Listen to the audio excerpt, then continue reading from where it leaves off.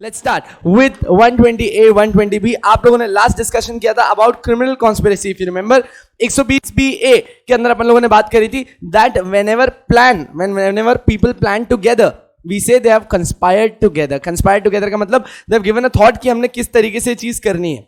ऐसे केस में फर्क नहीं पड़ता कि एक्चुअली मर्डर किसने किया, एक्चुअली अटेम्प्ट किसने किया, फर्क क्या पड़ता है कितने लोग साथ में मिलकर सब कर रहे थे। जितने भी लोगों ने साथ में मिलकर प्लानिंग की थी वी से कि इन लोगों ने क्या किया है, कंस्पायर।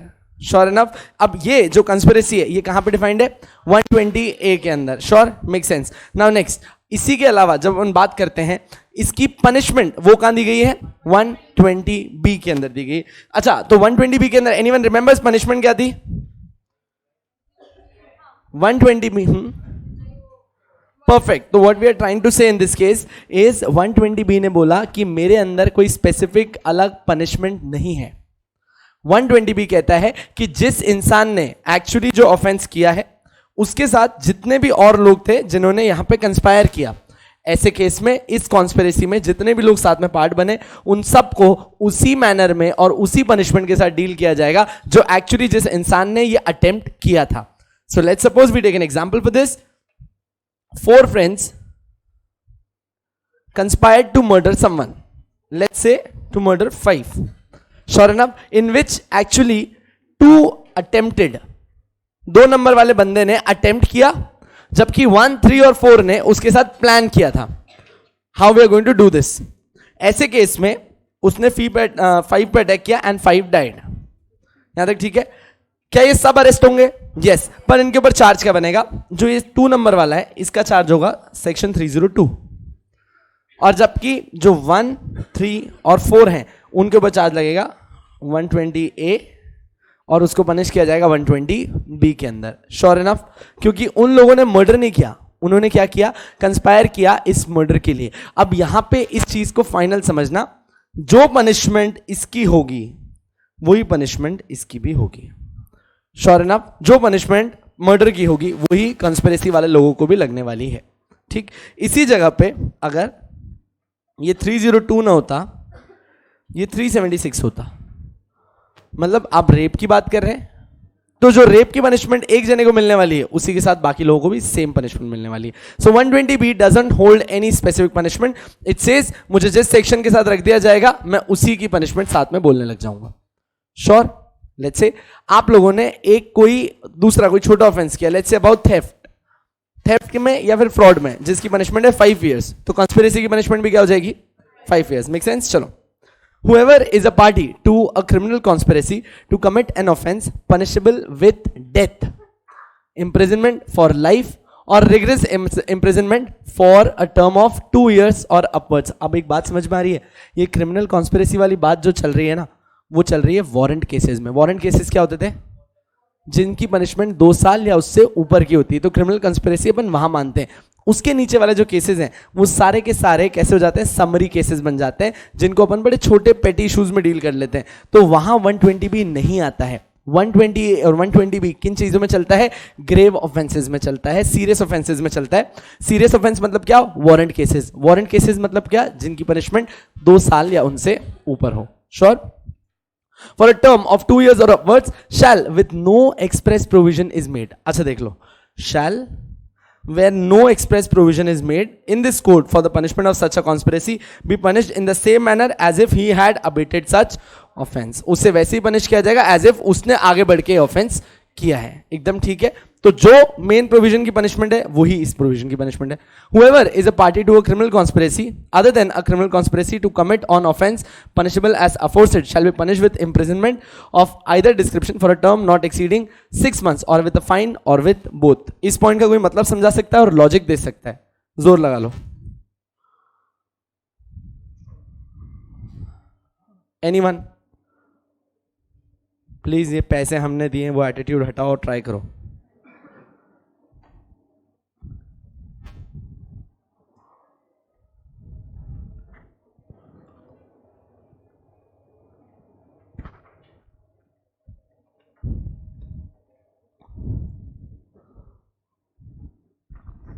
No one? अच्छा, पहली बात, सेकंड पॉइंट क्या कह रहा है ये समझो। फर्स्ट पॉइंट में इसने उन ऑफेंसेस की बात करी जिसमें 2 years and above, 10 years and above, life imprisonment and above and death and above, ये सारी चीजों की बात कर रहा है। इन ऑफेंसेस को जो आप हटा दोगे, मतलब इसके अलावा जो ऑफेंसेस होते हैं उसको उसने बोला क्योंकि छोटे ऑफेंसेस हैं और यहां पे कोई खासी क्रिमिनल कॉन्स्पिरेसी बनती नहीं है, तो इस केसेस में जज की मर्जी है कि वो कितनी पनिशमेंट करेगा।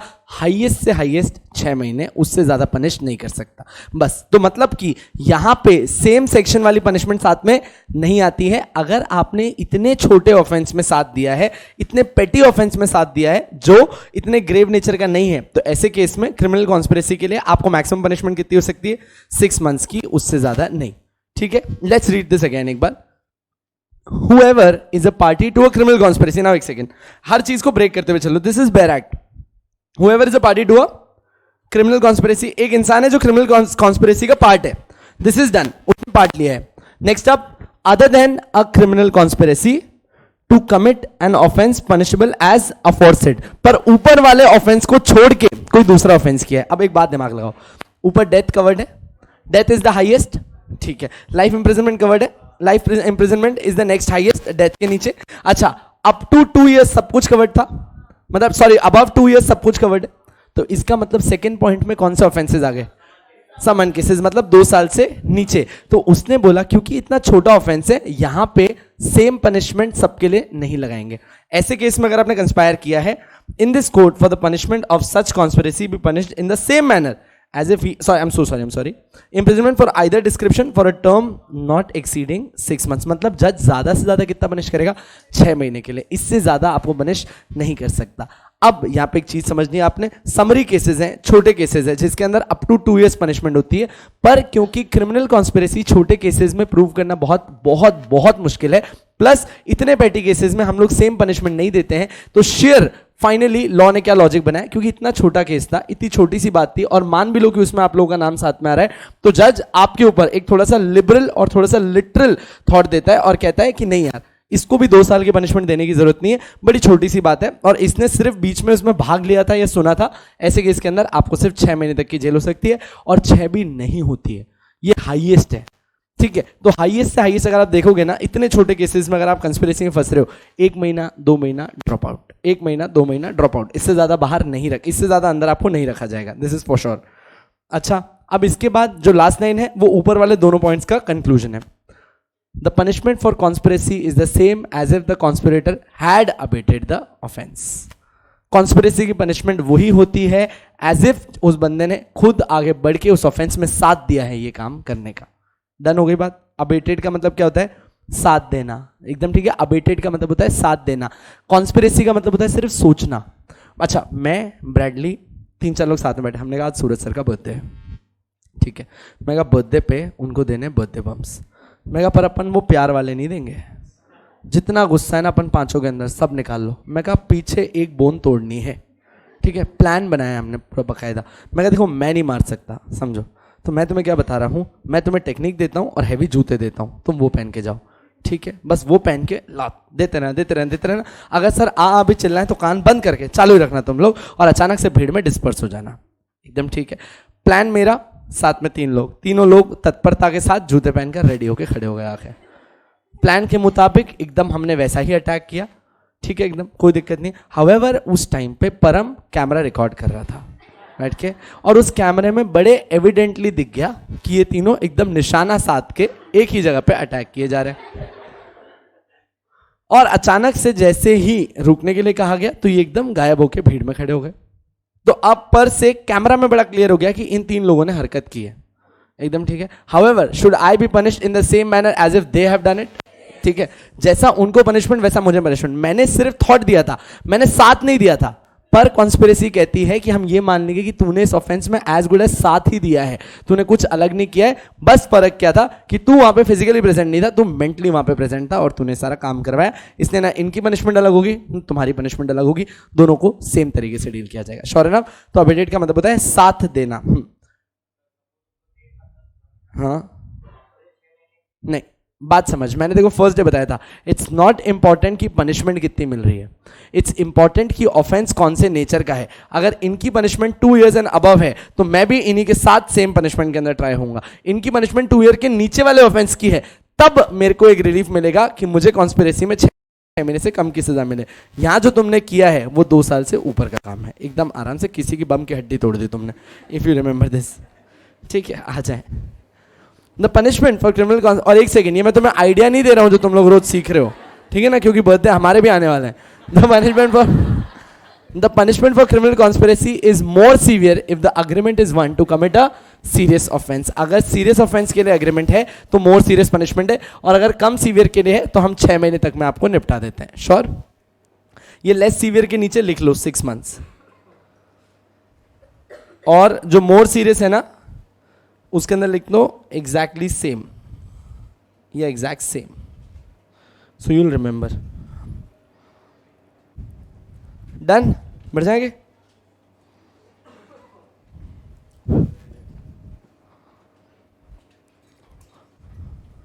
अच्छा अब देखें, एक सेकंड देखना है आपने। अब आप लोग क्या डील करने जा रहे हो? Criminal miss appropriation of property. पहले नाम समझो और उसके अंदर 2 सेक्शन जो मेन डील करने हैं वो 403, 404। अब 403 और 404 में आप क्या समझने जा रहे हो और क्या सीखने जा रहे हो? क्रिमिनल कॉन्स्पिरेसी में आप लोगों ने अब पढ़ लिया next criminal miss appropriation. Let's say that मैं एक प्रॉपर्टी जिसका ओनर नहीं हूं, मैं उसमें कुछ ऐसा करता हूं या लोगों को ऐसा दिखाता हूं कि मैं इसका ओनर हूं और उस प्रॉपर्टी को बेच देता हूं, तो मैं कहूंगा कि चिराग ने इस प्रॉपर्टी को क्या कर दिया? मिस अप्रोप्रिएट कर दिया। मिस अप्रोप्रिएट का मतलब वो प्रॉपर्टी उसकी थी भी नहीं, उसने फिर भी उसने अपने नाम पे प्रॉपर्टी दिखा के किसी को भी ट्रांसफर कर दी। Sure enough? एक पहली बात समझ में आई। अब 403 और 404 हम अलग अलग क्यों पढ़ रहे हैं? क्योंकि 403 दूसरी तरीके की प्रॉपर्टी से डील करेगा, यानी कि मूवेबल प्रॉपर्टी से डील करेगा, और जबकि 404 का प्रोविजन और डिटेल्ड है और ये कहीं कहीं इमूवेबल प्रॉपर्टी के ट्रेस की बात करता है। नाउ सिर्फ फर्स्ट लाइन पढ़ना, section 403, 404 of the IPC 1860 deals with criminal miss appropriation of property. अब जब आप बोलते हो dishonest misappropriation of property, dishonest मतलब, अच्छा देखो ना, एक कभी कभार क्या होता है ना, लेट्स से अब ये ना मैं और मेरे फ्लैटमेट साथ में जनवरी कुछ टाइम पहले शॉपिंग करने गए थे। हम पूमा के शोरूम पे गए, वहाँ पे मैंने एक पूमा का BMW एडिशन वॉलेट देखा विच आई लाइक्ड इट, तो इवन आई टुक इट और उसने भी लिया, दोनों का सेम वॉलेट है। अब क्या हुआ, बाहर टेबल, मेरी आदत है मैं घर पे एंटर करते ही टेबल पे वॉलेट रख देता हूँ, एंड उसकी भी आदत पड़ गई लेट्स सपोज किसी दिन, and some day by mistake I took his wallet, क्योंकि आप वॉलेट खोल के पहले अपना आईडी चेक नहीं करते, you took your wallet, I took it and I left. उसी दिन बाय लक उसके वॉलेट में 20,000 कैश था, उसी दिन बाय लक और बाय ऑर्डिनरी कोर्स मेरे वॉलेट में कुछ भी नहीं था। तो यहाँ पे मैं उसका वॉलेट लेके आ गया, बाहर आया, बाहर आते ही यहाँ पे आया तो किसी ने बोल दिया यार कि पार्टी वार्टी करनी है। मैं कहा यार तुम वॉलेट देख लो यार, यूं किया तो 20,000। मैं कहा ला ये मेरा नहीं, ये भगवान ने तुम्हारे लिए भेजे। मैं कहा लो बच्चों तुम तो जाओ जाके पार्टी करो, एकदम ठीक है। अच्छा आज तो वॉलेट भी नहीं है, आज तो लाइट नहीं, ठीक है, हाँ गूगल पे कर देता हूँ, गूगल पे जितने निकाल पाओ निकाल लेना, बस तुमको लगता है ना तुम निकाल लेना, ठीक है। अभी के लिए एक बात पार्टी से पहले वाली, अच्छा एक बात बताओ, यहाँ पे जो मैंने किया ये डिसऑनेस्ट मिस अप्रोप्रिएशन है या ओनली मिस अप्रोप्रिएशन? सिर्फ ओनली मिस अप्रोप्रिएशन है। इस बार मेरी इंटेंशन मिस अप्रोप्रिएट करने की नहीं थी, this was by mistake which happened. So जब कभी भी मैं डिसऑनेस्ट वर्ड यूज कर रहा हूं ना, तो एक चीज याद रखना, मैंने इंटेंशन दिखाने के लिए डिसऑनेस्ट वर्ड यूज किया है। Whenever I say it is a dishonest misappropriation, we are trying to show that उसे पता था कि वो प्रॉपर्टी उसकी नहीं है and he still went on to prove कि वो प्रॉपर्टी उसकी है। The other way round in the second course, अगर सिर्फ misappropriation of property use करो तो ये बाय मिस्टेक भी हो सकता है, एकदम ठीक है, that's the difference. Upon IPC के अंदर मिस्टेक पे बात नहीं करते, अपन इंटेंशन पकड़ने वाले हैं, इसीलिए 403 किस वर्ड को यूज करता है? Dishonest misappropriation. Are we sure till now? Yes we are. Let's see, whoever dishonestly misappropriates or converts to his own use any movable property. Do you see कि section 403 कौन सी property से deal कर रहा है?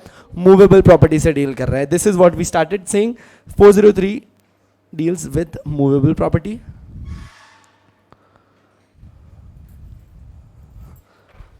शैल be punished. अब देखो ना, यहां पे हर सेक्शन में आपको पनिशमेंट्स मिलते जा रहे हैं, हर सेक्शन में पनिशमेंट्स मिलते जा रहे हैं। क्यों? क्योंकि तुम पीनल कोड पढ़ रहे हो, यहां पे प्रोसीजर नहीं होते, यहां पे हर सेक्शन में पनिशमेंट्स आने वाली हैं। तो अब 403 की स्पेसिफिक पनिशमेंट में आते हैं। अब देखो इसने क्या बोला, शैल be punished of imprisonment for either description. अब देखो इसने क्या बोला, आइदर डिस्क्रिप्शन। हर लॉ में, हर एक्ट में, हर जगह जहां पनिशमेंट लिखी होती है, आपको आइदर डिस्क्रिप्शन हमेशा मिलेगा। आइदर डिस्क्रिप्शन का मतलब क्या होता है कि जज की मर्जी है कि उसको कितनी पनिशमेंट देनी है, पर देखना इसके आगे जरूर लिखा होगा कि जज की मर्जी का एम्बिट कितना है, जज का पावर कितना है, विच में एक्सटेंड अप टू 2 years और विथ फाइन और विथ बोथ। तो 403 पढ़ रहे थे, 403 डील्स विथ डिसऑनेस्ट, नहीं आप खाली वो बोलो, dishonest misappropriation of property. What kind of property? Movable property. Punishment कितना? Maximum 2 years। साथ में फाइन लगा सकते हैं? यस। दोनों लगा सकते हैं? यस। अच्छा, अब यहां पे ना एक चीज सीखो, ये सीखना जरूरी है इन वाले ऑफेंसेस को समझने के लिए, आपकी प्रैक्टिस बन जाएगी। दोस्त, offences can be of 2 types, 1 compoundable, 2 non compoundable. ठीक है, बहुत सारे लोगों ने शायद तक फाउंडेशन में मुझसे वर्ड सुना हो, नहीं भी सुना, अपन एक बार वापस डील कर लेते हैं इसको।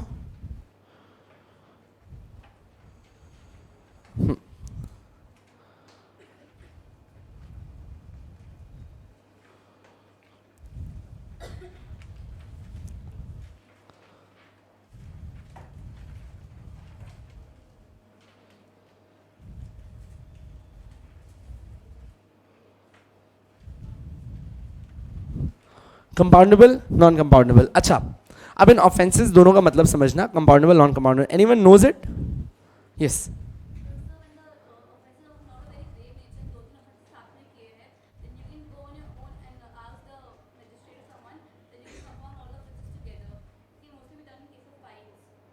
ओके, बट ये मतलब कंपाउंडिंग क्यों है? What you trying to say is कि आप मल्टीपल ऑफेंसेस को एक ही केस के अंदर लेना चाहते हो। This is not compounding. नहीं, अच्छा ठीक है, you started it right, but end में कहीं आपका मतलब अलग निकला। Anyone wants to try this again? Yes. Okay, now बस, तो अब खाली इस फाइन वाली बात को और लॉरेन वाली बात को दोनों को मिक्स करता हूं, तो इसका फाइनल मतलब बनता है कैसे? Compoundable offences are those offences in which fine can be paid and you can be released. मतलब आपको अरेस्ट न किया जाए, सिर्फ फाइन देके आप बाहर निकल सकते हैं। वो ऑफेंसेस क्या होते हैं? कंपाउंडेबल ऑफेंसेस होते हैं। अब कभी भी याद रखना, अगर मैं कहूं कि वो नॉन कंपाउंडेबल ऑफेंस है, इसका मतलब है इसमें इंप्रिजनमेंट होगी ही होगी।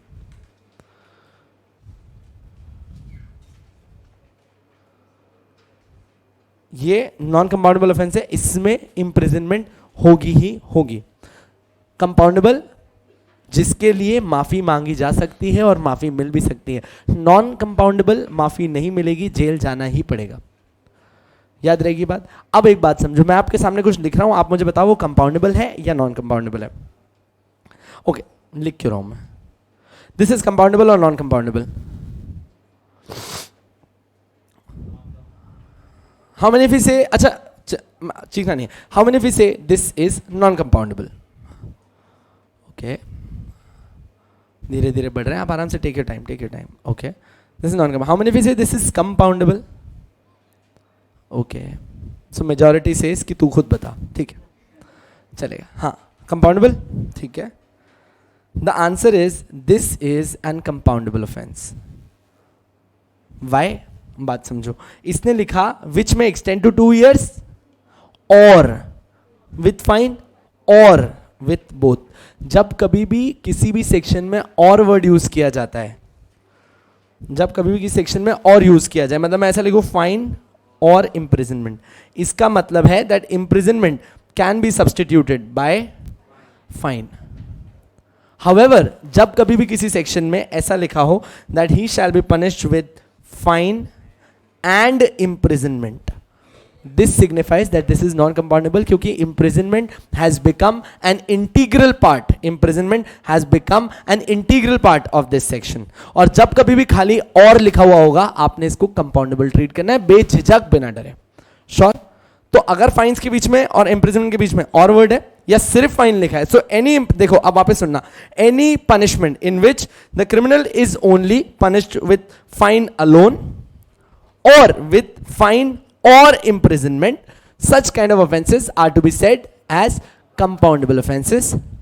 Any offense in which the offender is to be punished with imprisonment alone or with imprisonment and fine, those offenses are known as non-compoundable offenses. Make sense? Sure. And word और imprisonment word अगर उस section में जबरदस्ती आप पे लगाया जा रहा है वो नॉन कंपाउंडेबल ही होगा, और अगर पॉसिबिलिटी है कि फाइन देके छूट सकते हो उन ऑफेंसेस को कंपाउंडेबल ही कहा जाता है। अब इसका नेक्स्ट राउंड जो फाइनल है, अगर आप दो सेक्शंस के अंदर आ गए जिसमें एक की पनिशमेंट कंपाउंडेबल टाइप से और एक में नॉन कंपाउंडेबल टाइप है, तो दोनों सेक्शंस को आपके लिए नॉन कंपाउंडेबल की तरह ट्रीट किया जाता है। वापस से अगर आप दो सेक्शंस के अंदर आ गए, मान लीजिए fraud and at the same time murder, fraud is a compoundable offence, मैं कॉम्पनसेशन देके छूट सकता हूं। Murder is a non compoundable offence, मुझे जेल जाना ही होगा, दोनों को क्या ट्रीट करो, नॉन कंपाउंडेबल, क्योंकि तेरा जेल जाना तो नक्की है। तो ये तो बोल नहीं सकता इस वाले सेक्शन में कि सर फाइन देके बाहर जा रहा हूं, आधा बाहर तो निकल नहीं सकता। इसका मतलब है कि दोनों सेक्शंस को साथ में लिया जाएगा। If there has happened any one single non compoundable offence, the rest all the offences are to be treated as non compoundable ones. Sure? किसी को डाउट यहां तक नहीं है? हाँ जी। एडिशनल इंप्रिजनमेंट स्टार्टिंग में पढ़ा था, द मजिस्ट्रेट में impose additional imprisonment if the fine is not paid. Sure? चलो प्लीज ये 3 लाइन रीड कर लीजिए। 403 जल्दी जल्दी जल्दी।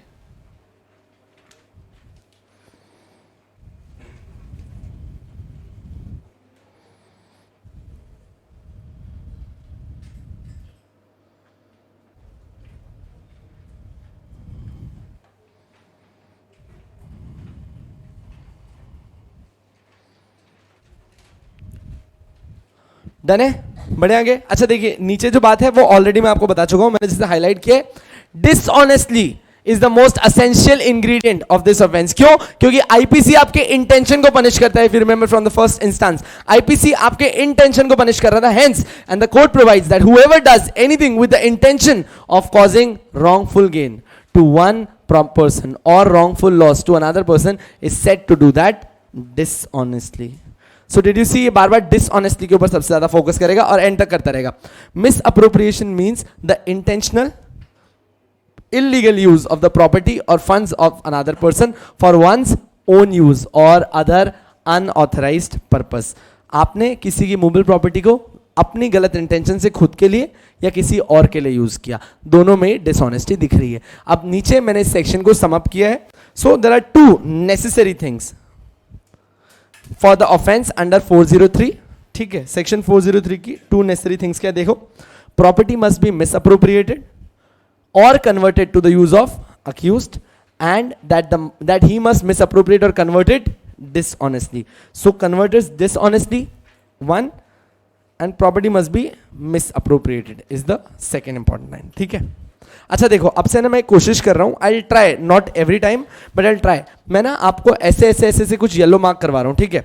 अगर आप लोग बाद में रिविजन करोगे तो देखो आपको खाली येलो में कितना पढ़ना पड़ रहा है। 2 things necessary, section 403, property must be misappropriated, converted dishonestly. So ये खाली आपने कुछ स्पेसिफिक वर्ड्स पढ़े और हो गया। आपकी जो बुक्स आ रही हैं उसमें मैंने सब कुछ ऐसा ही करके दिया है ऑलरेडी, उसके अंदर कन्वर्ट कर चुका हूं मैं, सब कुछ लाइन कर दी है। SBC is ready, it should be publish in a day or 2, JIGL followed by which and EBCL followed by which. तो इसी वीक में आपके सारे के सारे बुक लॉन्चेस हैं।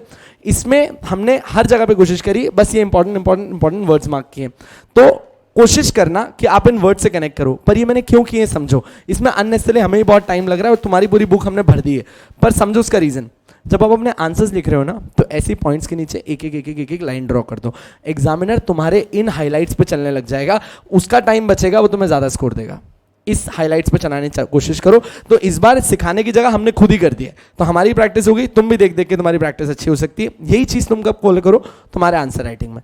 आंसर राइटिंग में पॉइंट्स बनाते हो, कोशिश करो कि खाली आप उन पॉइंट्स पर हाईलाइट कर पाओ। और एक चीज, अपन ये चीज सही को नहीं बताएंगे एंड आप मार्क कर दो एंड सी सही जब कॉपी चेक करेगी ना तो आपके ज्यादा मार्क्स होंगे उसके अंदर। एंड अनइंटेंशनली बता रहा हूँ ज्यादा ही आएंगे क्योंकि उसका टाइम बचेगा, उसका आधा प्लेजेंट मूड हो जाएगा, वो तुम्हारी लैंग्वेज छोड़ देगी और सिर्फ इंपॉर्टेंट वर्ड्स को पकड़ने लग जाएगी। तो तुम्हारे ग्रामेटिकल एरर्स छुप जाते हैं अगर तुम्हें ये अच्छा करना आता है तो।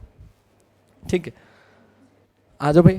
नाउ अब कुछ केसेस हैं, I want you guys to explain these cases, but इन केसेस को समझाने के पहले कुछ तरीके होते हैं। देखो, आप कभी भी देखना कि वैसे अगर मैं आपसे पूरा केस डिस्कस करता हूं तो मैं उसके अंदर पहले आपको फैक्ट्स बताता हूं, फिर इशू बताता हूं और फिर जजमेंट बताता हूं। दिस इज हाउ आई गो।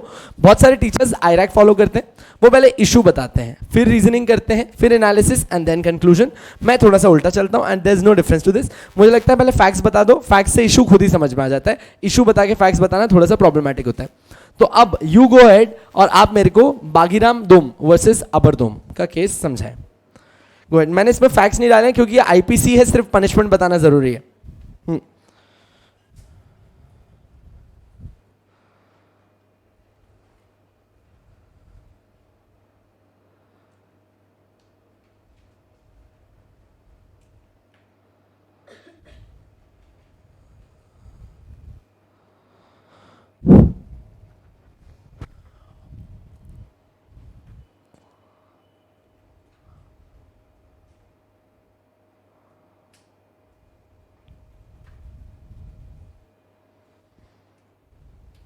हो गया क्या? वो फर्स्ट केस खत्म हो गया ऊपर ही 5 लाइन में, नीचे नहीं जाना. कोई समझाएगा केस? एनीवन? नो. और कोई खेलेगा भाई इन द एंड? नहीं समझा? अचानक से सब क्या डिटेल पढ़ रहे हैं. Yes are you want to try? नहीं समझा? अभी ये केस मैंने दिया था ना, उसी में समझा सकते थे तुम.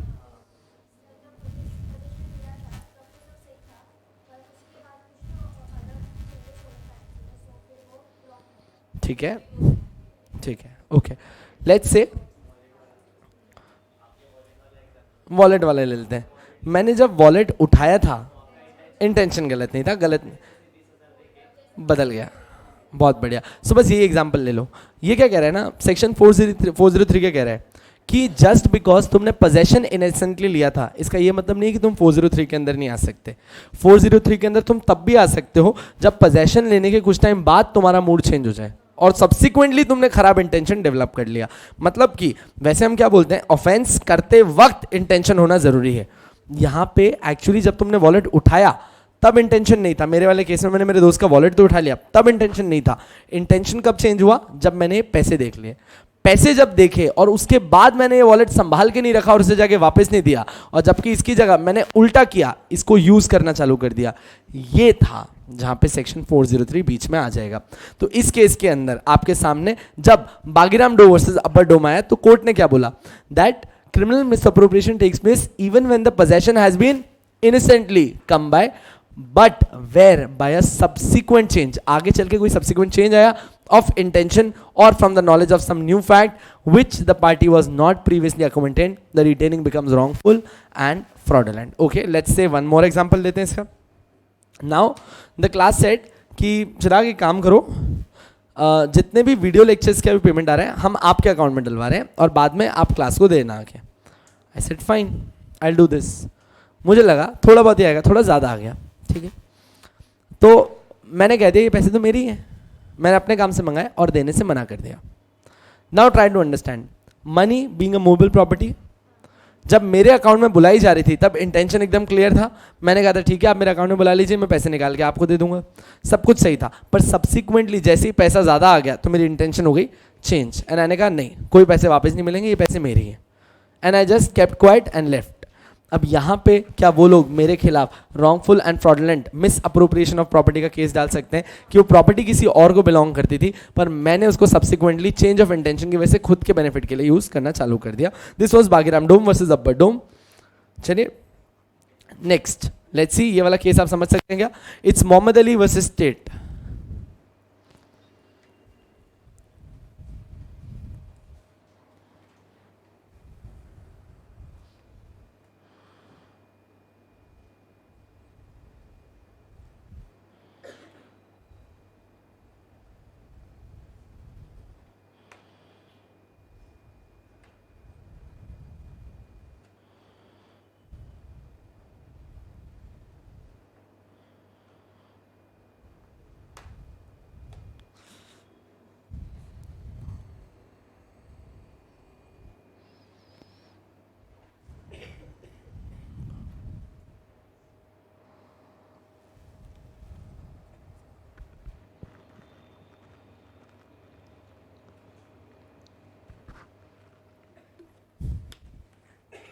बता दो. नहीं हुए, वापस केस पढ़ो. हाँ अचानक सब खेल रहे हैं, I understand, let us play. Yes, नहीं इलेक्ट्रिसिटी डिपार्टमेंट से सीज भी नहीं हुए.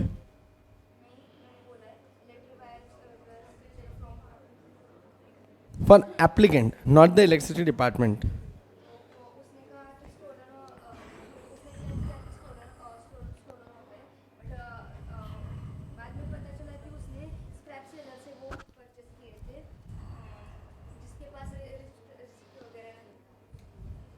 तो इसमें क्रिमिनल मिसअप्रोप्रिएशन है कि नहीं है?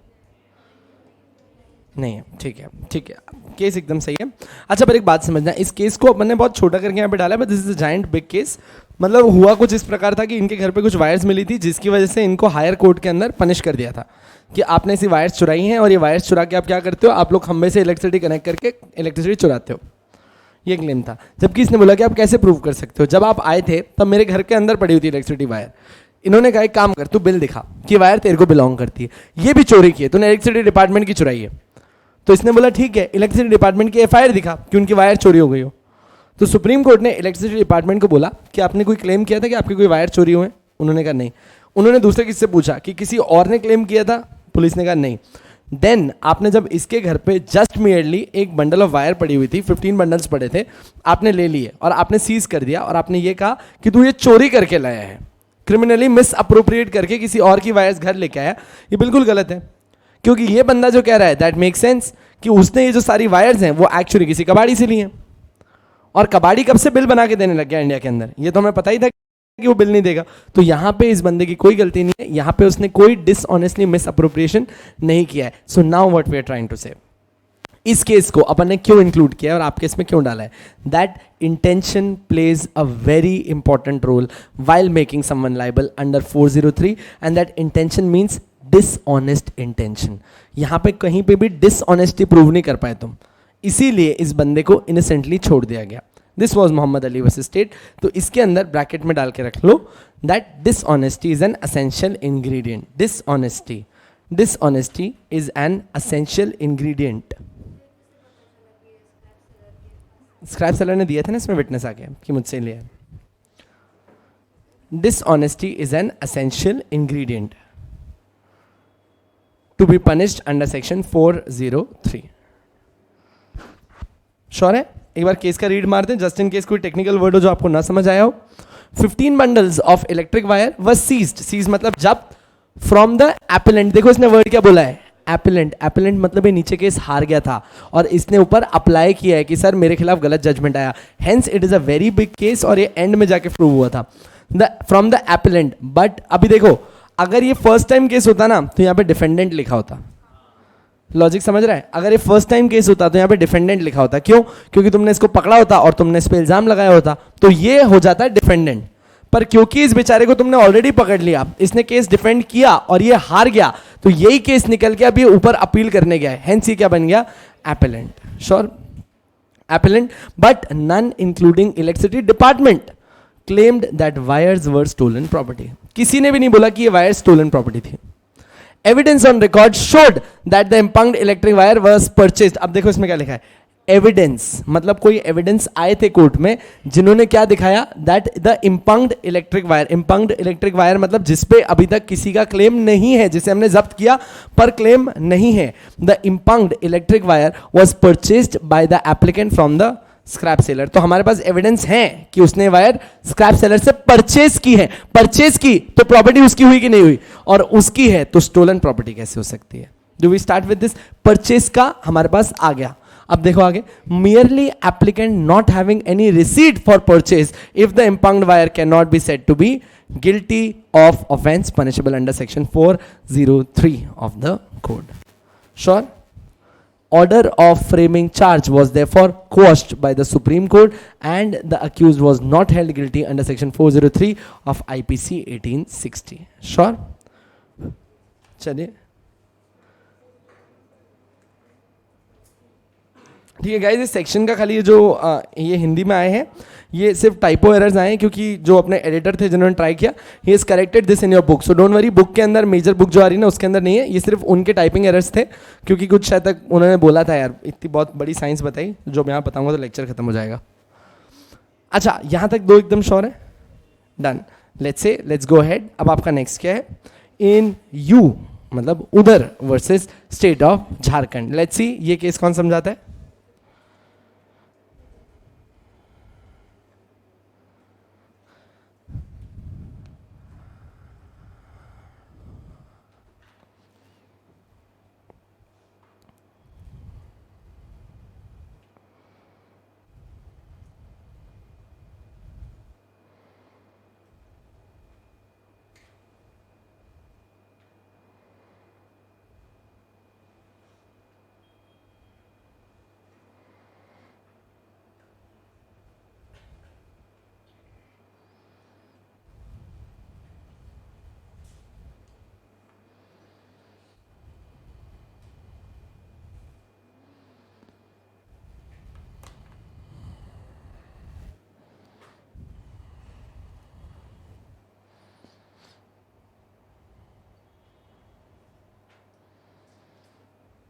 Are we done? Let's see कौन समझा रहा है. अरे कोई नए प्लेयर्स भी खेल रहे हैं, 2-3 लोग ही खेलेंगे क्या? आपको ही बोल रहा हूँ.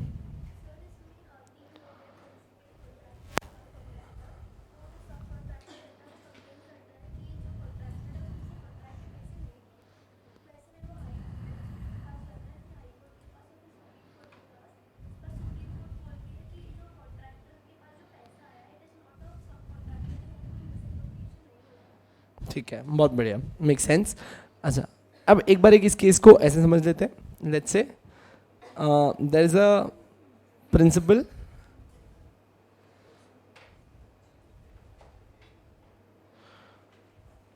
okay, let's suppose there's a principal who wants to do some work. There's a principal who wants to do some work, पर वो खुद नहीं कर सकते. उन्होंने उस काम को कंप्लीट करवाने के लिए अपॉइंट किया एक कॉन्ट्रैक्टर. ओके, तो यहां पे एक कॉन्ट्रैक्ट बना होगा.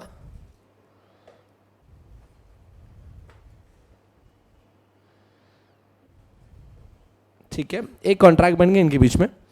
कॉन्ट्रैक्टर को उसने बोल दिया तू निपटा ले, यहां से मेरा काम खत्म. कॉन्ट्रैक्टर ने कहा कि मैं अकेले इतना काम नहीं कर सकता. उसने एक जने को और अपॉइंट किया. आप उसको क्या बुलाते हो? सब कॉन्ट्रैक्टर. ध्यान रखना मैं कुछ अलग टर्म्स यूज करने वाला हूं भी. कॉन्ट्रैक्ट एकदम क्लियर है. अच्छा, इन दोनों के बीच में भी क्या हुआ? एक कॉन्ट्रैक्ट हुआ. अच्छा, प्लीज कोई मेरे को बता पाएगा कि ऊपर वाले केस में तुमने उसको प्रिंसिपल क्यों बोला? जो बंदा काम करवा रहा है उसको तुमने प्रिंसिपल क्यों बोला? जो पे करता है वो प्रिंसिपल होता है, और जिसको आप पे कर रहे हो उसको आपने कॉन्ट्रैक्टर बोल दिया अभी भाई. ठीक है. अच्छा, अभी सब कॉन्ट्रैक्टर को पेमेंट कौन करेगा? तो हमारे सेकंड कॉन्ट्रैक्ट में मैं कॉन्ट्रैक्टर को अगर प्रिंसिपल बुलाऊं तो क्या हर्ज है?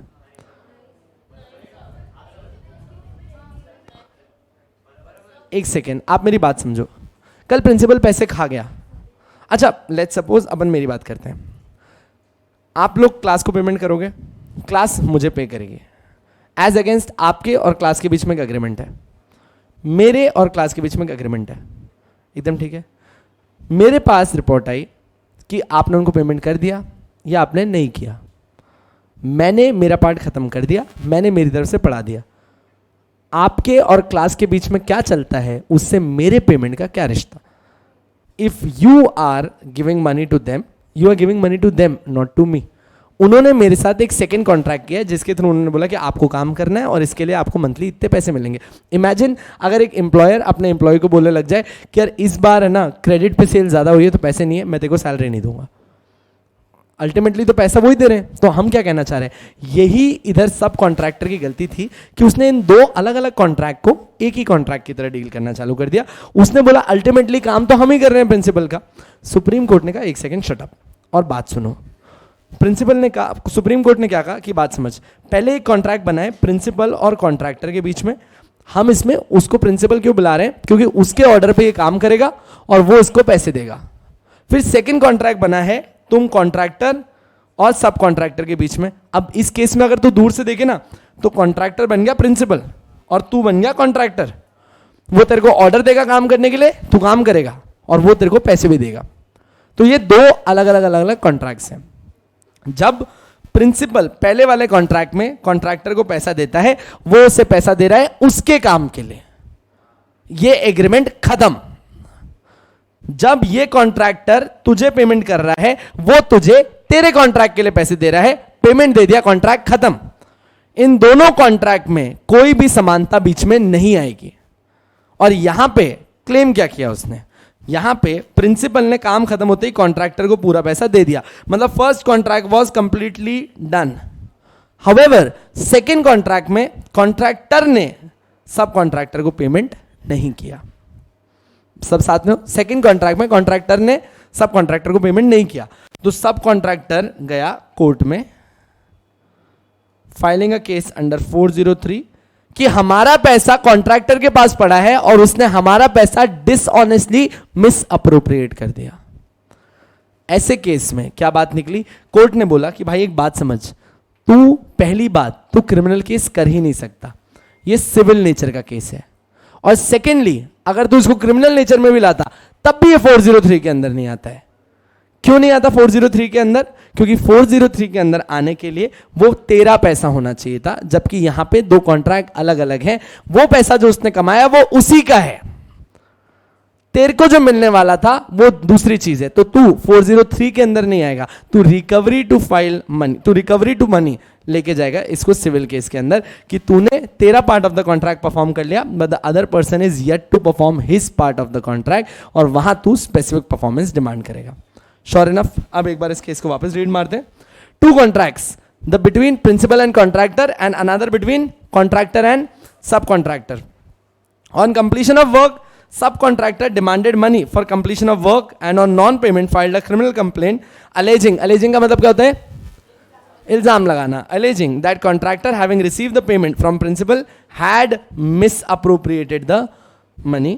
The magistrate took cognizance of the case and High Court refused to quash the order of magistrate. ठीक है, मजिस्ट्रेट ने, अच्छा cognizance का मतलब क्या होता था? cognizance का मतलब एनीवन? एक्सेप्ट करना केस। फर्स्ट डे से बता रहा हूं, कॉग्निजेबल अलग है, कॉग्निजेंस अलग है। कॉग्निजेंस का मतलब होता है एक्सेप्ट करना केस, ठीक है? I took the cognizance of the matter, I accepted the case, cognizance of the case, and the high court refuse to quash the order of magistrate. On appeal to the Supreme Court, it was held that the matter was a civil nature case and criminal complaint was not maintainable and was liable to be quashed. The Supreme Court also observed that money paid by the principal to the contractor was not the money belonging to the complainant subcontractor. Hence, there was no question of misappropriation. Sure enough? Make sense? 403 के सारे cases खत्म है। अपन ने 403 में 3 cases पढ़े। ये अभी जो आपने पढ़ा वो था उधर वर्सेस स्टेट ऑफ झारखंड, इसके ऊपर मोहम्मद अली वर्सेस स्टेट, इसके ऊपर बागीराम दोरे वर्सेस अब्बर दोर। ठीक है, ठीक है। अब कुछ इलस्ट्रेशंस है। अच्छा, सरप्राइजिंगली इस बार एग्जाम में आईपीसी के इलस्ट्रेशंस पूछे गए। If you don't believe, YouTube पे वीडियो अपलोडेड है आपके पेपर डिस्कशन का। They have asked this question, 403 में इलस्ट्रेशंस डाल के बताओ। तो अपन लोगों ने जो लास्ट टाइम इलस्ट्रेशन डिस्कस किए वही लिखने थे एज इट इज, और क्वेश्चन 5 मार्क का था। ठीक है सर, वो तो हम खुद भी बना सकते हैं। यस, ऑलरेडी यहां है, मैं अपनी बड़ाई कर रहा हूं, रीड कर लो एक बार। अच्छा ठीक है, लेट्स सी कि क्या आप लोग यहां पे बता सकते हैं। इसे A takes a property belonging to Z out of Z's possession in good faith। अब देखो, मैंने सारे जो इलस्ट्रेशन डाले हैं वो ऊपर तुम्हारे केस से मिलते जुलते डाले। देखना, A takes the property belonging to Z out of Z's possession in good faith। अब एक सेकंड, यहां रोक दो इसको। अभी तक 403 लगाया क्या? नहीं, ठीक है। Believing at the time when he takes it that the property belongs to himself, जब एक्चुअली वो प्रॉपर्टी ले गया, वो खुद के भरोसे पे ले गया कि वो मेरी प्रॉपर्टी है। A is not guilty of theft। अभी तक A is not guilty of theft क्योंकि यहां पे अभी तक उसने कोई इंटेंशन डेवलप नहीं किया। It's in good faith. But आगे, but if A after discovering his mistake dishonestly misappropriates the property to his own use, he is guilty of an offense under this section। Same wallet वाला case है। अगर यहाँ पे A की जगह चिराग लगा दो, Z की जगह मेरे फ्लैटमेट का नाम लगा दो, एग्जैक्ट वही केस आएगा। The first illustration clear. Next, ये मस्त है एकदम। A finds a rupee on the high road, मतलब हाईवे पे। Not knowing to whom the rupee belongs, A picks up the rupee. Here A has not committed the offense defined in this section. Why?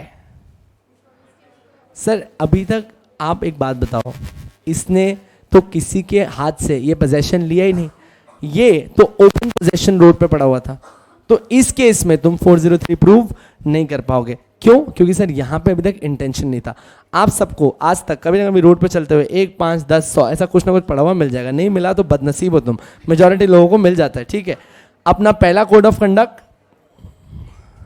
इधर उधर देख लेने का, ठीक है एकदम। उसके बाद देखने का आसपास कोई नहीं, उठाया, नोट कड़क है, रखा, सीधा रवाना, एकदम ठीक है। तो यहाँ पे कोई भी तरीके से आपने 403 का उल्लंघन नहीं किया है। ठीक है, अबे क्या तुम सपने देख रहे हो? सुनो, यहाँ पे आपने कोई 403 का उल्लंघन नहीं किया है। श्योर ना? अच्छा, अब एक चीज़ समझाना इधर, इसी चीज़ में एक एग्जाम्पल देता हूँ। विकास सर यहाँ आए पढ़ाने, ठीक है। उन्होंने अपने जेब से मोबाइल निकाला एंड मोबाइल निकालते वक्त उनकी जेब से 200 रुपये गिर गए। अच्छा, इधर गए, ठीक, क्या खा लोगे ऐसा? सुनो ना, 2000 थोड़ी गिरे एक बार, 200 रुपये गिर गए। उन्होंने नहीं देखा, आपने में से भी किसी ने नहीं देखा। He left, you guys left. Then आप जब वापस आ रहे थे तो आपने 200 रुपये पड़े हुए देखे. आपने कहा अरे 200 यहाँ पड़े, यहाँ तो मतलब किसी के भी नहीं है. उठाए, जेब में रखे और चले गए. इसमें कुछ पंगा लग रहा है क्या? क्या पंगा है? आपने कहा यार है ना इधर गिरे हुए हैं, मतलब इट्स क्वाइट नॉर्मल कि बच्चे तो यहाँ पे आते नहीं है, गिर गए. यहाँ पे गिरे होंगे मतलब किसी न किसी फैकल्टी के होंगे और आप उठा के रवाना हो गए. ये हाई रोड नहीं है, इसीलिए मैंने ना एग्जाम्पल में लिखा है भिखारियों हाई रोड. ठीक है ना, यहाँ पे तुम्हारी इंटेंशन दिख गई है. ठीक है, बाहर आ रही है, छुपाओ. ठीक, बस. श्योर इनफ, दोनों इलस्ट्रेशन क्लियर है? यस. हाँ हाँ, तू समझा नहीं. तेरे पास अब ना तूने कॉन्ट्रैक्ट अगर पड़ा होगा, ज्यादा पैसे कितने, 1 करोड़ मान ले. ठीक, 1 करोड़ मान ले, तूने 1 करोड़ मिल गया. अच्छा, तू नहीं उठाएगा तो कोई और उठाएगा, वरना चोरी हो जाएंगे. चोर के पास जाए इससे अच्छा तेरे पास जाए, क्योंकि अभी तक तू चोर नहीं है. ठीक है, अभी तूने लेके रख दिए पर तू उनको यूज नहीं कर रहा है. तेरा काम क्या है यहाँ पे? तू उसको उठा के गया पुलिस स्टेशन और तूने बोला कि भाई ये बैग मेरे को मिला था, यहाँ पे रख लो. अब मेरे एग्जांपल में अभी तक उस बंदे ने सिर्फ पैसे उठा के खुद की जेब में रखे. आप उसको 403 के अंदर नहीं ला सकते. क्यों? क्योंकि यहाँ पे उसकी इंटेंशन मिसिंग है. हाउएवर तू वो पैसे उठाया और तूने यूज करना चालू कर दिया, उड़ाना चालू कर दिया. जैसे ही उड़ाए, there is a subsequent change in your intention. जो चीज़ तुझे बिलोंग नहीं कर रही थी तू उसको उड़ाने लग गया है. अब इधर मैंने एग्जाम्पल 1 रुपये का दिया है तो कोई ढूंढता हुआ वापस भी नहीं आएगा. पर 1 करोड़ के केस में 100% किसी इंसान ने FIR डाली होगी. तूने एक बार ट्राई भी नहीं किया कि जाके कंफर्म करे और उड़ाना धड़ल्ले से चालू कर दिए. Do you get it? 403 कहां आना चालू हुआ? Subsequent change of intention. Yes Parag. Materiality is not a question, it's criminal case. ठीक है एकदम. Materiality is a question in cases of civil nature. आ जाओ भाई. Third, A finds a letter on the road. अच्छा एक सेकंड देख लो, ए को एक लेटर मिला है रोड पे, अभी ए वहीं घूम रहा है. अभी ये वो लेटर नहीं, it's a bank note containing a bank note. Bank note में क्या लिखा है? From the direction and content of the letter he learns to whom the note belongs. Note पे लिखा था पे टू विकास और his order. He appropriates the note, he is guilty of an offence under this section. क्यों? Because he knew it कि ये किसको belong करता है. आपने गलत इंटेंशन डेवलप करी. Next, A sees G drop his purse with money in it. ये विकास सर वाला. A sees Z drop his purse with money in it. A picks up the purse with the intention of restoring it to Z, but afterwards appropriate it to his own use. A has committed an offense under this section. Make sense? आपने किसी का wallet गिरा, आपने कहा अरे sir का wallet गिर गया, दे देते हैं. जैसे ही उठाए तो काफी भारी था, आपने कहा रहने देते हैं और निकल गए. The change of this attitude में जब आपने रैन देते कहा ना, बस वहीं से 403 आपके पास आ गया था. ठीक है क्या? नेक्स्ट, अब A finds a purse with money not knowing to whom it belongs. अभी ही इज नॉट अवेयर कि किसको बिलोंग करता है, उसको मिला है. He afterward discovers that it belongs to G and appropriate it to his own use. अभी भी गिल्टी होगा कि नहीं होगा? होगा ना. क्यों? वॉलेट मिला तब नहीं पता था किसका है, 403 नहीं है. अंदर ओपन किया और सामने विकास सर मुस्कुरा रहे थे. यहाँ पे विकास सर का मुंह लगा हुआ है, जाहिर सी बात है वॉलेट विकास सर का होगा. बट फिर भी आपने कहा कोई बात नहीं भाई, अपना लिया, जाके उड़ा दिए. Appropriates to his own use. A is guilty of the offence under this section. Yes Parag. क्यों आ रहा है फिर यहाँ? अच्छा हाँ, पुलिस के गया था तू, या तू खुद ही डिटेक्टिव बन के ढूंढ रहा था? बादशाह ओ बादशाह ऐसा नहीं. नहीं, पुलिस आपके 1 करोड़ नहीं है. ठीक है, वो आपको मिले, वो आपको मिले हैं तो वो आपके नहीं है, तो आपको भावुक हो रहे. आपका काम था एक जागरूक नागरिक की तरह पुलिस स्टेशन तक जाना और कहना आपको रखने दो, आप रखो, नहीं तो जो मिल जाए उसको दे देना, खत्म. एकदम ठीक है. आपको नहीं मिलेंगे सर, आपका नहीं है. ठीक है. No one should enrich himself on the cost of another. Quasi contract, government estate, commission मिलेगा. देखो वैसे कमीशन मिल सकता है. The state sometime rewards you कि आप लोगों ने कोई बहुत बड़ा अमाउंट दिया, पर अब तो ढूंढ के 10,000 आया तो 100 रुपये के लिए क्यों ही घूमेगा तू भी. एक बात, अब तू ला ऐसा 20-25 करोड़ ढूंढ के तो मिलेगा तेरे को कमीशन. ठीक है. आज और किसी को सुनो, तुम्हारी शक्लें देख के बता दो तुम्हें 50 रुपये से ज़्यादा पड़े हुए मिलेंगे नहीं. ठीक है, डरो मत. मिलेंगे क्या तो बता मत. हाँ. Last, A finds a valuable ring not knowing to whom it belongs. A sells it immediately without attempting to discover the owner. A is guilty of an offence under this section. होगा? Ring पड़ी हुई मिली, इसने कहा देखो कहीं बाद में पता पड़ गया तो तुम कहोगे 403, इससे अच्छा है अभी बेच के खा जाओ पैसे, तो इंटेंशन आएगा ही नहीं। ये जो तुम डर रहे थे ना, यही वाला, तेरी रिंग ही फेंकूंगा मैं, याद रखना। ये आजकल है ना क्लास में बहरूपियाँ हैं, थोड़ा बच के रहना। ये ना ऐसे अंगूठियाँ दिखा के बच्चे गिनवाते हैं तुम्हारे, ठीक है ना? बिल्कुल ये गलत चीज़ें हैं, ये आलतू फालतू इस चक्कर में मोटिवेट हो रहे हैं बच्चे यहाँ पे। हाँ ना, 2-4 लोग कह रहे सर हमें 2 बच्चे होंगे, 2 लड़के हैं। मतलब अबे तुम्हारी मेहनत है, वो अंगूठी बताएगी। चलो आ जाओ।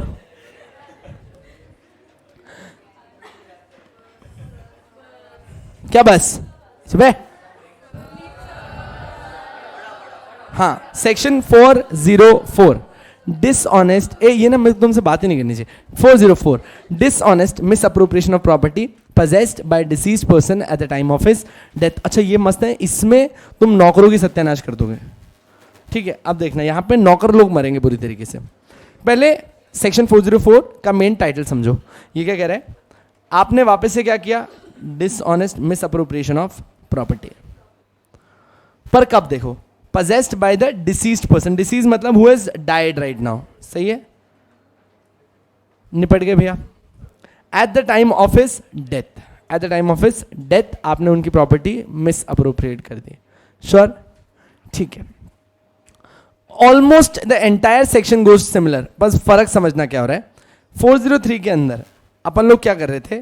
प्रॉपर्टी को सामने वाला बंदा जिंदा है उसके पोजेशन से लेते हैं, नोइंगली कि वो उसका पोजेशन है, फिर भी अपने पोजेशन में लेके खुद के लिए यूज कर देते हैं। तो अब 403 में आ गए। 404 बंदा जिसकी प्रॉपर्टी है, ही जस्ट डाइड, वो मर गया है, इसीलिए तुमने प्रॉपर्टी अपने अंडर ले ली और बोल दिया कि भाई हमको बिलोंग करती, क्योंकि अब जो मर गया वो तो बताएगा नहीं। This is 404। फर्क समझ में आया? बस पहले वाले केस में the owner is alive, second वाले केस में the true owner has died. ठीक, धमाल पिक्चर देखिए। नहीं नहीं नहीं, स्टार्टिंग में अखबार में देखा किसकी डेथ हुई है, पेंटिंग उठा के उसके घर पे गए, या आपके पिताजी ने ये पेंटिंग ऑर्डर की थी, मर गए, 20,000 रुपये दे दीजिए। ठीक है, पेंटिंग खोली, सफ़ेद। घोड़ा कहाँ है? घास खा रहा था, तो घास खाएं, घोड़ा घास खा गया, तो घोड़ा और घास में दोनों कहाँ है? वो खा के चला गया, खत्म, 20,000 रुपये लेके निकल गए। क्यों वो ऐसा कर पाए? बिकॉज द पर्सन जिसके नाम पे वो प्रॉपर्टी ओन करवाने वाले थे, that is not alive right now. Sure है? अच्छा ठीक है। अब 404 में पहले ऑफेंस समझो कि ऑफेंस क्या बनता है। ठीक है, इफ अ पर्सन डिसऑनेस्टली मिसअप्रोप्रिएट्स और converts for his own benefit any property of a deceased person. ऊपर वाली लाइन है, कोई इंसान डिसऑनेस्टली मिसअप्रोप्रिएट करता है खुद के बेनिफिट के लिए कोई भी property of a deceased person, knowing that such property was in the possession of the deceased person at the time of that person's death shall be guilty under section 404। यहां तक कोई दिक्कत नहीं है। नाउ ट्राई टू अंडरस्टैंड, इस section में आने के लिए उसका time of commission of offence जानना बड़ा जरूरी है। The offense under this section shall be committed between the time when the possessor of the property dies and the time when it comes into the possession of some person or officer authorized to take charge of it। ये हरकत किन 2 minute के बीच में हो सकती है? Death से लेके उसके ऑफिशियल नेक्स्ट ओनर्स आए, इस ड्यूरेशन के बीच में अगर आपने कोई प्रॉपर्टी अपने पास ले ली, that is 404। Sure? Harish sir की वाइफ अभी बाहर गए हैं 1 महीने के लिए, जिसकी वजह से शायद आपकी सत्यानाश आज से शुरू हो रही है अकाउंट्स में। आज से नहीं, दिसंबर वालों के लिए नहीं, जून वालों के लिए अभी से कुछ 6:30 से 8। हाँ, तो जैसे आपके साथ ऐसा क्यों रहा है? क्योंकि भाभी 1 महीना यहाँ पे नहीं है। ठीक है, तो मतलब उनकी गई तो तुम्हारे भी गए। तो यहाँ पे हम कहना क्या चाह रहे हैं, 6:30 से 8 आपको यहाँ बैठना है। तो 8 बजे फ्री हुए, सर ने फ़ोन किया कि भाई आज आप घर पे आ जाओ, मेरे घर पे ही सब रुकेंगे, मस्ती मारते हैं, पार्टी करेंगे। हमने कहा ठीक है सर, आ जाएंगे हम। ठीक है, तो मैं विकास सर, हरीश सर के यहाँ पहुँच गया। विकास सर ने कहा कि आपकी बीवी गई है, मेरी यही है, मैं घर निकलूँगा। वो 12 बजे घर चले गए। मैं और हरीश सर रात को आराम से बैठे थे, गप्पे मारे थे। सर ने बताया कि यार जीवन में बहुत पैसा कमाया, बस उड़ाया नहीं कभी। अलमारी खोली, बचपन से आज तक सारे के सारे पैसे जोड़ रखे थे, इतना पैसा था जिसकी हद नहीं। ठीक है, मैंने दुआ की, हे भगवान काश मुझे भी इतने पैसे मिल जाए। ठीक है, भगवान ने मेरी सुन ली, रात को ही सर को एक बार खुद ही के पैसे देख के एक्साइटमेंट में अटैक आ गया, वहीं मर गए। ठीक है, हाँ हाँ, तुमने कभी हरीश सर को देखा क्या? मतलब उनका एक्ट और कंडक्ट, मतलब कहाँ इतना नीचे उतार देंगे ना वो जाके। मतलब कल मैं बोल रहा था, मैं कहा सर यहाँ पे कभी तो बच्चों कुछ पार्टी वार्टी, हाँ उनका बर्थडे आ रहा है इस मार्च में, कल कुछ बर्थडे बांधने के लिए, तो ऐसे ऐसे ऐसे करके डांस कर रहा है ऑफिस में। मैं कहा आप क्यों नाच रहे हो? बोले मैं मेरे बर्थडे पे यहाँ नहीं हूँ, वड़ा पाव नहीं खिलाना पड़ेगा। मैं कहा जीवन में तुझे आज से 2 महीने पहले तेरे पैदा होने का दुख हो रहा था? कह रहे हाँ, तो अपना टेंशन फ्री। मैं कहा उसमें क्या हो गया, मैं आपके हिसाब में डलवा के बच्चों को खिला दूंगा। बोले नहीं यार, गार्डन वड़ा पाव दिन ब दिन महंगा होता जा रहा है। ठीक है, तो डिफरेंस ऑफ थॉट्स। तो और अच्छा एक सेकेंड, नहीं होना तो आज जब सर लेक्चर में तो पूछना सर आपके बर्थडे पे आप कहाँ हो, हमने कुछ प्लान किया है। ठीक है, नेक्स्ट चीज़ क्या बोलेंगे, कल की बात है, जेन्युइनली उसने पूरा ऑफिस में किया है ये। ठीक है, तो अब यहाँ पे जस्ट फॉर एन एग्जाम्पल, रात को हरीश सर गिरे। ठीक है, हरीश सर ने मेरे को जाने से पहले एक बात बताई थी कि वो खाने के पहले रोटी और गिनने के बाद नोट, सॉरी कमाने के बाद नोट गिनते नहीं है। तो मैं कहा अगर वो भी नहीं गिनते तो भाभी को भी नहीं पता होगा। तो मैंने खाली एक ड्रॉर उठा लिया और साथ में निकल गया। अगले दिन सुबह भाभी आई, तब मैं भी सुबह सुबह अरे अरे अरे क्या हो गया। ठीक है, ठीक है, बट मुझे पता नहीं था कि भाभी एक ऑडिटर की वाइफ है। उन्होंने कहा कि ठीक है बॉडी मार रखो, अंदर जाके उन्होंने ऐसे नोट गिनना चालू किए। उन्होंने कहा 10 लाख रुपए कम है। ठीक है, कल रात को यहाँ कौन था और मुस्कुराते हुए दिखा सामने मैं। Have I committed an offence of 404? Yes. So this offense is to be committed between the death and the official successor comes in. आ जाए, पनिशमेंट कितनी हो सकती है? मासूम सी पनिशमेंट है, अप टू 3 years। साथ साथ में आपको और क्या लगेगा? फाइन। अच्छा, कंपाउंडेबल है कि नॉन कंपाउंडेबल है? सर नॉन कंपाउंडेबल है, क्यों? क्योंकि इंप्रिजनमेंट भी है and shall also be liable बोला है, मतलब इंप्रिजनमेंट तो है ही, साथ साथ में फाइन है, इसलिए नॉन कंपाउंडेबल है। And if the offender at the time of such person's death, अब देखना नौकरों की band, if the offender at the time of such person's death was employed by him as a clerk or servant, the punishment of imprisonment may extend to 7 years। अगर वो तुम्हारा नौकर था वो तो वहीं रहेगा, उसकी पनिशमेंट 7 years पे चेंज कर दी जाएगी। श्योर इनफ, प्लस और भी चेक किया जाएगा कि डेथ नेचुरल डेथ थी या फिर अटेम्प्टेड मर्डर था, क्योंकि हो सकता है कि तुम्हारा इंटेंशन इसको मार के पैसे हथियाना था। 36 चाइना टाउन देखिए क्या, नौकर पकड़ाए थे ना एंड में। चलो, जिन्होंने नहीं देखी यार प्लीज तुम मूवीज देखो, वरना मुश्किल होगा तुमको यार। एक बार के लिए रिवीजन मत करो, पर रोज मैं एक एक चीप मूवी का नाम लिखाऊंगा, वो देख लिया करो जाके।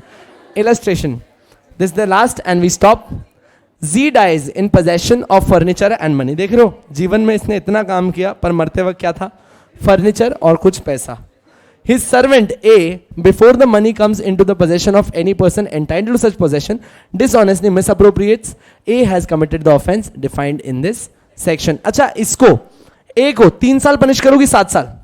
7 साल क्यों? सर्वेंट है। Sure enough, that's it. कल अपन आगे बढ़ेंगे विश्वास तोड़ने वाले पे, क्रिमिनल ब्रीच ऑफ ट्रस्ट। यहां तक एकदम ठीक है क्या? लेक्चर बैठने के लिए आपका बहुत बहुत धन्यवाद। कल फिर से मिलना होगा। जय हिंद, जय महाराष्ट्र।